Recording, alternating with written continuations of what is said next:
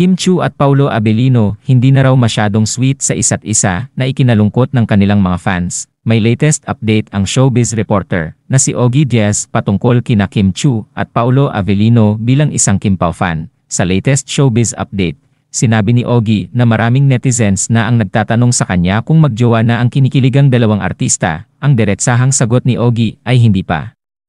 Ang nakakalungkot pa nga raw ay nabalitaan din niya mula sa kanyang source na hindi na masyadong sweet ang dalawa sa isa't isa. Pero nilinaw naman ni Ogie na okay naman sina Kim at Paulo sa kanilang trabaho at taping ng pinagtatambalang serye na What's Wrong with Secretary Kim.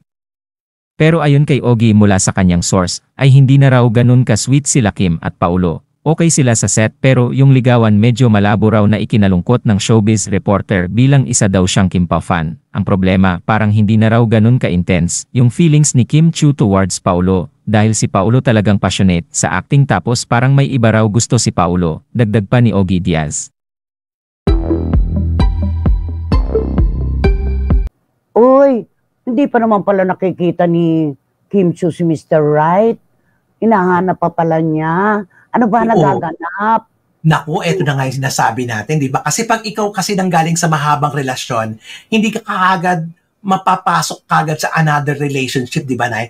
Kasi magtatanda kayo. At saka tinan mo ginawang barometro ng ating mga kababayan ngayon, yung pagpapagupit niya. Di ba ang sabi nila, kapag ka daw broken-hearted ang babae, dalawang bagay. Bumibili ng mga alahas o kaya ay nagpapagupit. Ang lalaki naman daw, naglalasing at bumibili ng kotse. Yung may mga kakayahan, di ba? So, ang akala nila, dahil nga nagpagupit alam mo mga artista kasi, inaalaga ang mabuti ang mga buhok. Kasi alam mo kung bakit? Ang TVC, ang commercial na mga shampoo, at ang mga conditioner at iba pa, di ba? Di ba? Kaya, iniisip nila ngayon, tsaka parang nawala na raw ng ng ningning, yung kanilang paglalapit ni Paulo Abelino. Ba't ang bilis naman yata? Diba? Ang bilis naman yata nung kanilang paglamlam. Correct. Diba? Anong nangyari na? O dahil may kasi to si di ba na si Paulo, may seryeng lalabas. Ewan ko lang Basta nakakaawa naman si Kim kung naghahanap pa pala kay Mr. Right.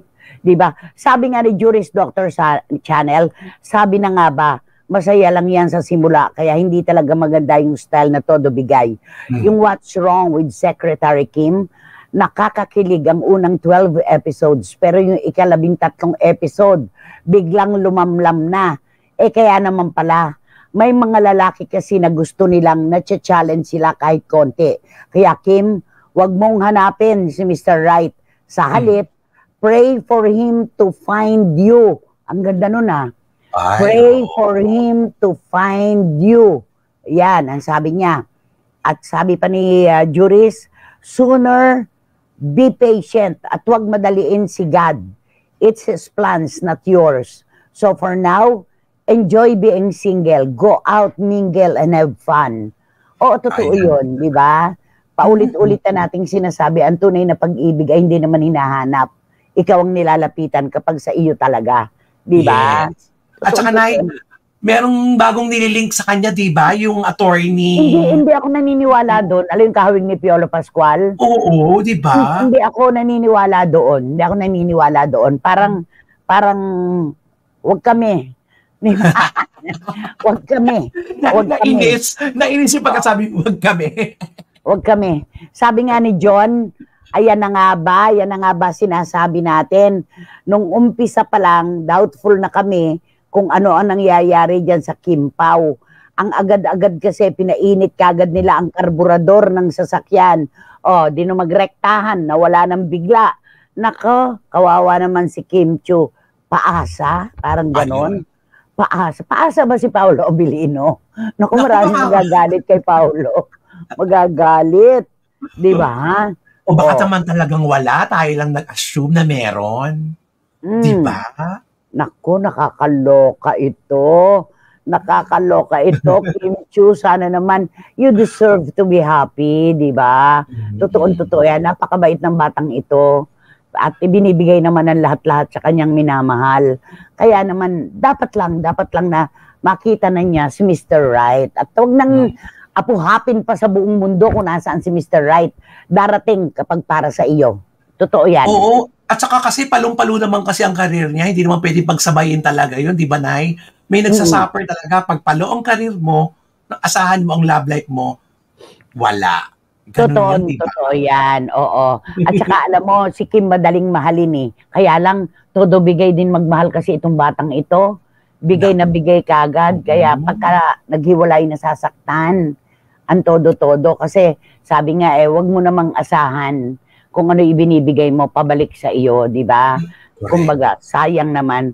Naku, si Tita Nene Olanday nagpapabati. Happy birthday, kumpare namin na si George Gascon. Magkakasama dati sila sa Singapore, sa isang flat ni Denkoy Miel at si Abel. Uy, Tita Nene, ala, si Denkoy Miel, kasama ko po siya nung siya ay 17 anyos pa lang sa Jingle Publications. Artist namin siya, Denkoy Miel ng UP. Napakatalinong bata nito. Si Denkoy Miel, ayan. Kaliga ito ni, ng asawa ni, kaliga ng asawa ni Lara May Abrigo na si Freely. Mga dibuhista sila, mga artist. Magagaling sila. Oo, si Denkoy, ang galing nito, grabe. At yan, sabi ni Tita Sofia Angeles, kapatid, tama, darating din ang para kay Kim Chiu. Thank you po, Tita Sofia Angeles, kayo nagpa-participate. Kasi siya lagi, kumusta lang tayong dalawa. Oo, dapat nagpa-participate, Tita, para meron tayong komunikasyon. Masyadong put on yung kay Attorney Oliver Moeller. At kakadate lang kay Miss D, tapos ipapasa kay Kim. Huwag kami ang eklaten. Sabi ni Boyzy Karagay, oo, yung mga ganito, it will die a natural death. Wala yan. Huwag kami. Sa totoo lang. Ayan, ito pa, sabi pa ni John.